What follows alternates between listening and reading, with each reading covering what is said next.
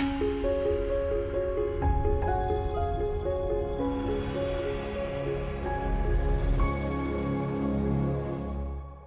my name is EJ Abaya, and welcome to this month's episode of Student Health 101. With finals on their way, many students may decide to neglect their sleep in order to cram for tests. While beneficial at first, this may result in detrimental health effects. We went around campus asking students what their sleeping habits were. How many hours of sleep do you think a person should get in order to function at their best?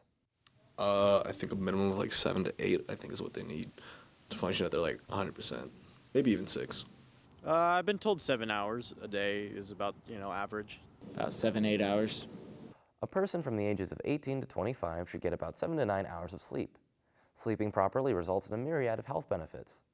We asked students what they felt after a good night's rest. What are some benefits of sleeping properly?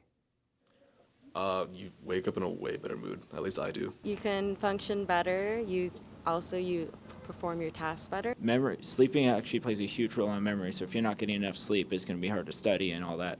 Sleeping properly will allow a person to be more alert, have better general health and memory, as well as a better metabolism. We asked students as well if they had their own sleeping schedule. No, I do not have a dedicated sleep schedule. It's mainly just I stay up late at night sometimes. I wish I did, but sometimes things pop up, so it doesn't always happen. Roughly so. I try to get 7, 8 hours a night. The body follows a circadian rhythm, which is like an internal clock. By having a dedicated sleep schedule, one can predictably sleep and wake up on time without feeling groggy. What other ways can you manage your sleep better? Going to bed at the same time every night is the best way to do it, because once you start doing that, you get in the habit of it, and you'll be tired by that time every night, ready to sleep. I use the iPhone, gives you like a whole bedtime and like sleep schedule. It tells you how much hours you're going to be sleeping throughout the day. If you go to bed at a certain time, you wake up at this time, so that helps me. Make sure you are in a cool, quiet, and dark place to get a good night's rest. If you are somewhere that has too much light, the body can be signaled to wake up at inopportune times. What are some habits for people to stay away from in order to get a good night's rest? No caffeine, no blue light before you go to bed. Late night binging. Don't watch Netflix all late and just keep it going. Like, just go to bed. Just watch an episode and call it a day, call it a night. Do not use your phone or computer or play video games, or, you could have the TV playing, but if you're watching TV or anywhere near screens for an hour and a half before you go to sleep, it's going to just tell your brain to stay awake, and it's going to be harder to fall asleep. Many people try to replace sleep using supplements such as sleeping pills or caffeine. While this seems like the case at the beginning, this does not replace a good night's rest, and it might lead to more health problems down the road. Keep away from devices such as any screens or tablets or computers before you go to bed. Ensure that you are not eating, exercising, or doing anything strenuous before you are trying to rest. Have you pulled an all-nighter before? If so, how did you feel afterwards?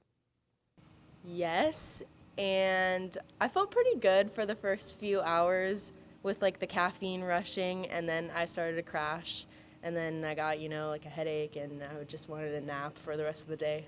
Yes, I have pulled several all-nighters before, and it felt awful. I fell asleep for 5 hours after that, during the next day, but yeah, I wouldn't recommend it, regularly. Delusional.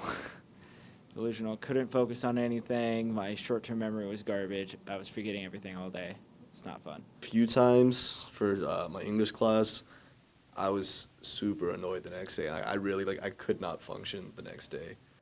By not sleeping and by pulling all-nighters, students limit their ability to learn, concentrate, and problem solve. With a bit of planning, students can ensure that they're getting a good night's rest to take on the next day's academic challenges. Thank you so much for watching this month's episode of Student Health 101. For more information on sleep and sleep habits, check out www.sleepfoundation.org. Until next time, I've been EJ Abaya with Student Health 101. Stay healthy, Moore Park.